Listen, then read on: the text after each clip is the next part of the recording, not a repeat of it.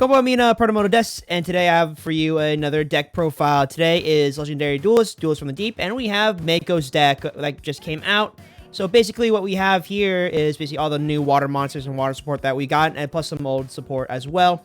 So first off, we play one copy of Leviathan Dragon Duelist. Duelist allows you to send an Umi control and control all of the cards on the fields. Moving on, we have two copies of Mega Fortress Whale. Mega Fortress Whale is really good as an interruption during the battle phase because if you have Sea Stealth on the field, you're able to bring this out from your hand or graveyard and then destroy one card your opponent controls or one face-up monster during the battle phase. Next up, we play two copies of Kairyu-Shin. Kairyu-Shin is more of like there can only be one kind of floodgate monster for the deck. So basically, if Umi is on the field, each player can only control one face-up non-water monster, and all our monsters we basically play are water besides the hand traps. And this allows you to basically kind of lock your opponent from going into more link plays as well as special summoning out other monsters.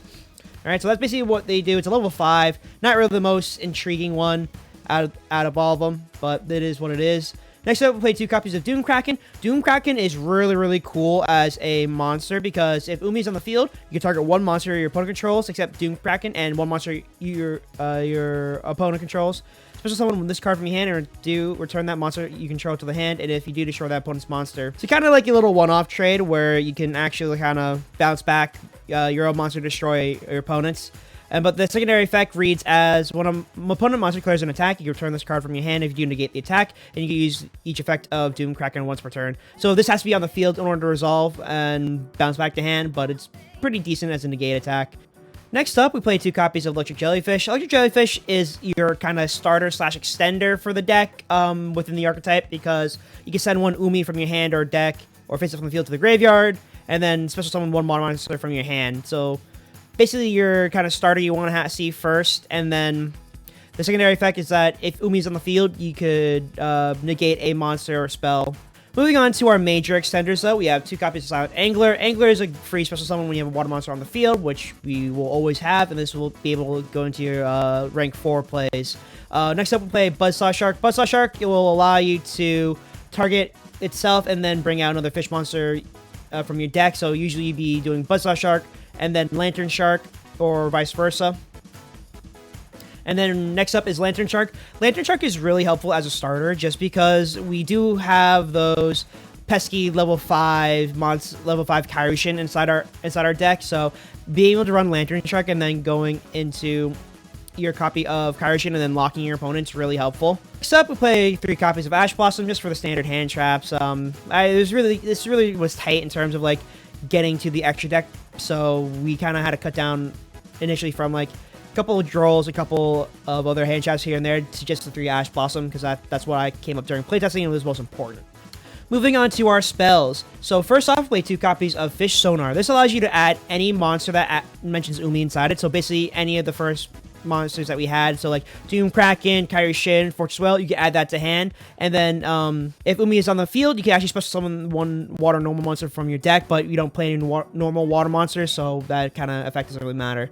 Next up, we play 1 copy of Fury Kairyu-Shin. This is our Torrential Tribute Surger. This is really good because it also protects your water monsters from destruction by card effect.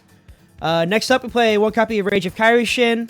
So basically, if Umi's on the field, you can target monsters your opponent controls up to the number of water monsters on the field who are 5 or higher, then destroy them. We only play 1 because it's not really that common, and plus if you have Kairyu-Shin already on the field, you're not going to have that much to worry about anyway.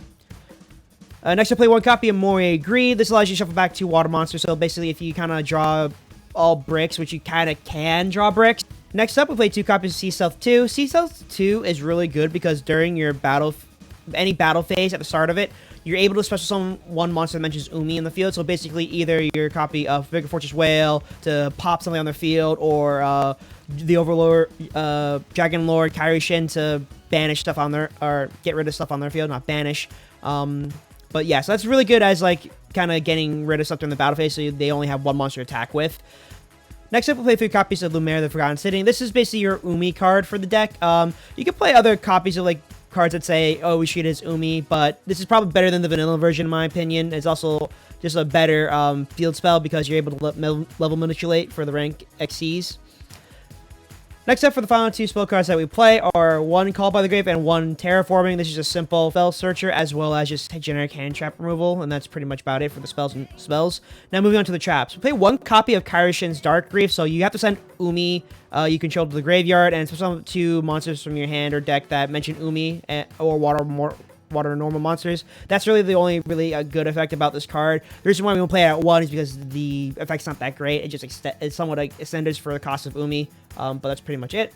Next up, we play one copy of Metaverse. This allows you to get Umi just straight from your deck and activate it to your hand or add it or activate it to the field.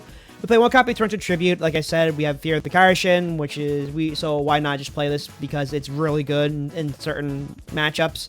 Next up, we play two copies of Sea Self-Attack. So Sea Self-Attack is really cool because it allows you to protect your spells and then also do pop some monsters on your opponent's field when you attack with a level 5 or higher monster. So that either it could be your Dragon Lord or your Deadliest or your Fortress Whale. Next up, we play two copies of Tornado Wall. Tornado Wall is really, really good because if you're able to activate and resolve the effect of Sea Stealth, this will be protected and your opponent cannot destroy this and you would take no battle damage while Umi is on the field. So basically, you can stall out your opponent if they don't have any back row removal. And that's why I think is really cool about this deck is that you're playing to your strength of controlling the board. And when we get to the extra deck, that's what we'll talk about next. First off, we play one copy of Zeus Sky Thunder. This is the reason why I play only one Zeus because it is very hard to go into this once you lock yourself into water monsters, especially like using your copy of Lantern Shark or your copy of Buzzsaw Shark. We play one copy of Bahamut Shark to go into our Toad. The reason why I only picked one Toad is because with the OCG banning Toad, I don't think it's going to be It's going to be unlimited for that much longer, so I do think putting it at 1 is comfortable enough. Next up, play one copy of Silent Honor Arc. Honor Arc allows you to steal a special summon monster that your opponent controls by touching 2 materials. And then we play 3 copies of number 4, Stealth Kraken. Stealth Kraken is a really good interruption, as well as changing all your opponent's monsters into water-type monsters. And then we play 3 copies of Kraken Spawn. So basically, this allows you to make some recursion plays as well. Once your Kraken gets destroyed by battle or card effect, you'll be able to bring out your Kragans and attach stuff as material. And then once this dies, you bring back out your Kraken. Next up, we play one copy of Abyss Dweller. Abyss Dweller is one of those cards where I would say you could side in some other things if you want to. You can side into Bahamut Shark, but this is just here for the control, especially since we play so many level 4s and a lot of level 4 extenders. This is really good to have to control the field. Next up, we play one copy of Toad the Awesome. This is our Toad the Awesome is pretty much brought out by your copy of Bahamut Shark, and this is basically a free negate. Next up, play one copy of Draco Future and one copy of Utopic Future. So with Kraken Spawn or with your Abyss Dweller, you're able to go into Future, then into Draco Future to get that extra negate. Next up, play one copy of Abyss Keeper. Abyss Keeper is really interesting because it's just 2 water monsters that you need, and then you special summon 1 fish monster from your hand to a zone of points to, and then you can also banish one fish monster you control, and then 1 card your opponent controls, and banish them. And then that's really good, just upright removal. The only downside is I can't be using link material, which is fine. And then next up we play with Miss Starboy. This is also another flex spot. If you want to play an extra Toad or something like that, go ahead. These last 2 spots are kind of just little flex spots that I think would be nice to have because Toad will most likely be limited in some capacity. All right.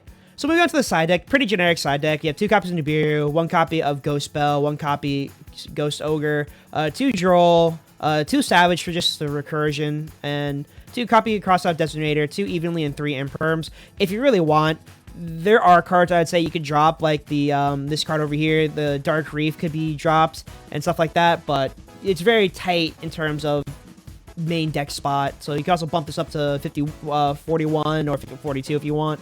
But that's pretty much it for the deck profile as of right now, so let's get into the replay.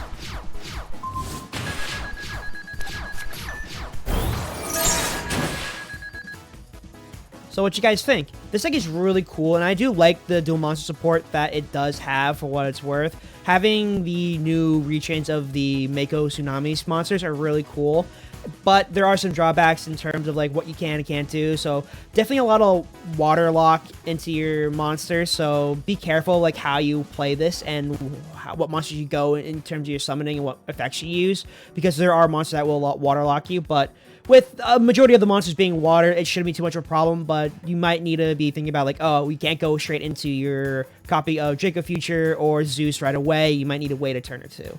But thank you guys for watching, and I will see you guys in the next one, all right? So, sayonara.